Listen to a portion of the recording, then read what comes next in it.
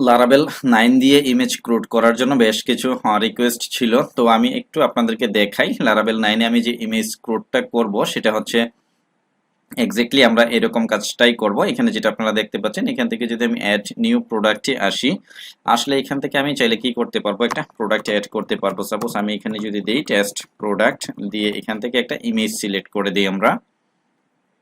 Suppose এখান থেকে আমি উপরে যে ইমেজটা রয়েছে এটাকে সিলেক্ট করলাম, দেন এখান থেকে যদি সাবমিট করি তাহলে এই যে প্রোডাক্ট অ্যাডেড সাকসেস। এরপর যদি আমরা এখান থেকে গো প্রোডাক্টসে আসি তাহলে আমরা যে ইমেজটা এখন অ্যাড করেছি সেটা কিন্তু এখানে চলে এসেছে। তো এখন এই ইমেজটাকে যদি আমি এখান থেকে এডিট করতে চাই, দেখুন এই যে ইমেজটা যেটাকে আমরা এডিট করব টেস্ট প্রোডাক্ট।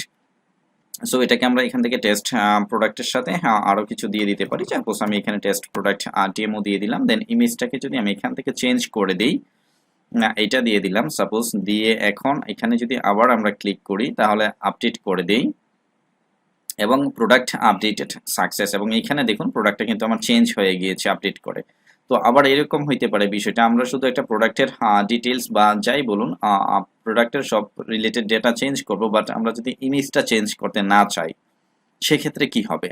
তো সেক্ষেত্রে কিন্তু আমাদের সেম ইমেজটাই রাখতে হবে। সেই কাজটাও কিন্তু এক্স্যাক্টলি এখানে হবে। এটাকে যদি আমি আবার এখান থেকে প্রোডাক্ট ডেমো যেটা রয়েছে সেটাকে যদি এখান থেকে আমি উঠিয়ে দিই, দিয়ে আপডেট করি, তাহলে কিন্তু শুধু প্রোডাক্টের নেমটাই এখান থেকে আপডেট হবে এবং ইমেজটা কিন্তু আগের মতোই থেকে যাবে।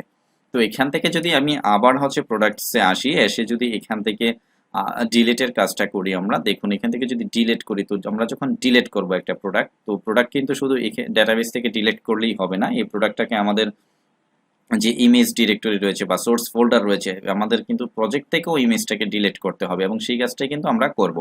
তো এখানে যদি আমি ডিলিটে ওকে প্রেস করি তাহলে এটা দেখবেন প্রোডাক্ট ডিলিটেড সাকসেস, প্রোডাক্টও কিন্তু আমার কি হচ্ছে এখান থেকে ডিলিট হয়ে গিয়েছে। তো এরপর এইভাবে চাইলে কি করতে পারি, আমরা একটা প্রোডাক্ট ইমেজ অ্যাপ্লিকেশন তৈরি করতে পারি, অর্থাৎ যেখানে হচ্ছে আমরা পুরো ক্রুড সিস্টেমটা করব। তো পরের পার্টি আমি কাজ শুরু করব, এখানে শেষ করছি। ধন্যবাদ সবাইকে।